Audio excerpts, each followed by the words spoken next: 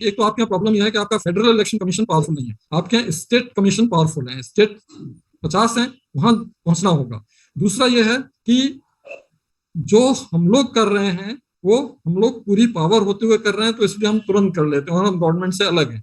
आपके यहाँ ये चीजें नहीं है, क्योंकि स्टेट में होने से, जैसा आप अभी सुन रहे थे, स्टेट इलेक्शन कमीशन की problem, proximity to that leadership in the state, वो बहुत फर्क डालती है। और यही भरोसा था तत्कालीन हारे हुए प्रेसिडेंशियल कैंडिडेट का कि वो वहां पर दबाव बना के जीत जाएंगे। इस तरह की चीजें वहां हुई हैं। तो इस हिसाब से अगर देखा जाए तो comparatively we are much better off. आपने सही कहा राउत साहब, इसी कारण हम देखते हैं कि कई देशों के अधिकारियों को भारत भेजा जाता है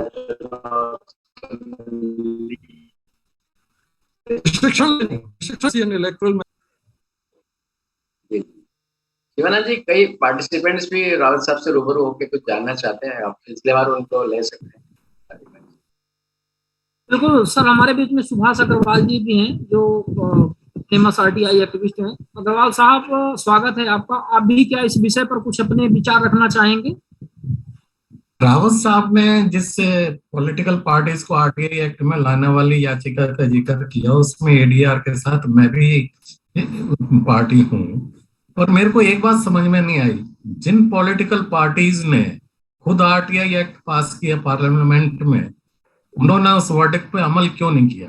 अच्छा, नहीं किया, कोई बात नहीं, तो उन्होंने हाई कोर्ट या सुप्रीम कोर्ट में उस वर्डिक्ट को चैलेंज क्यों नहीं किया? अगर वो उससे असहमत थे, से चैलेंज भी हमें ही करना पड़ा कि भाई इसे इम्प्लीमेंट करवा दो, जबकि काम ये पॉलिटिकल पार्टीज का था। आपने कहा कि पॉलिटिकल लीडर्स मेरे से मिले और उन्होंने ये बताया, सब वो 53 पेज का जजमेंट है और उसमें एक एक चीज बड़ी बारीकी से डिस्कस की गई है। पार्लियामेंट्री कमेटी भी बनी, मैं भी उन कमेटीज में गया, वहां भी सब चर्चाएं हुई। और टाइम्स ऑफ इंडिया के एक न्यूज आइटम के अनुसार ये भी आया कि उस समय के अटॉर्नी जनरल ने ये कहा, भाई कानून में संशोधन नहीं करना या चैलेंज नहीं करना। जैसा कि सुनते हैं, पार्लियामेंट्री कमेटी की मीटिंग की खबरें बाहर नहीं जा सकती, पहले यहाँ बता दी जाती है।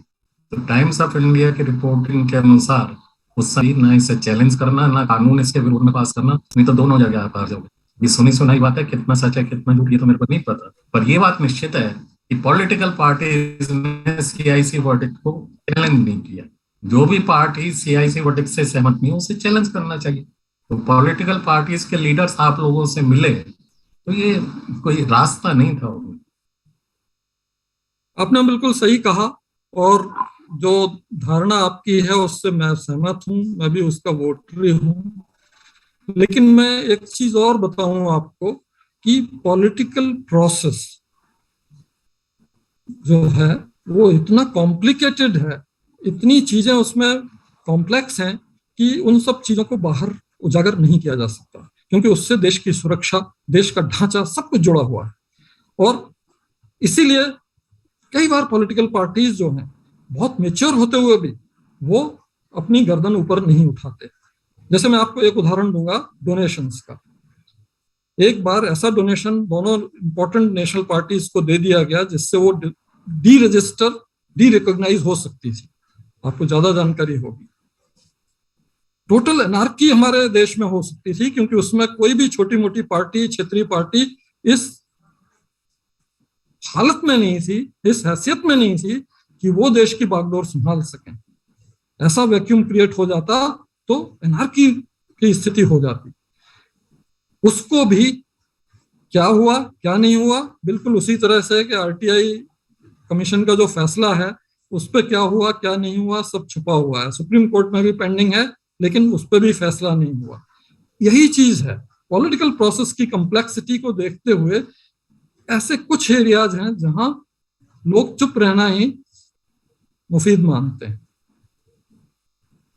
ये मैं मानता हूं, पर सुप्रीम कोर्ट तो बहुत ज्यादा, जैसे आप कमीशन में इतनी मैच्योरिटी की बात बता रहे हैं, सुप्रीम कोर्ट भी बहुत मैच्योरिटी से फैसले लेता है।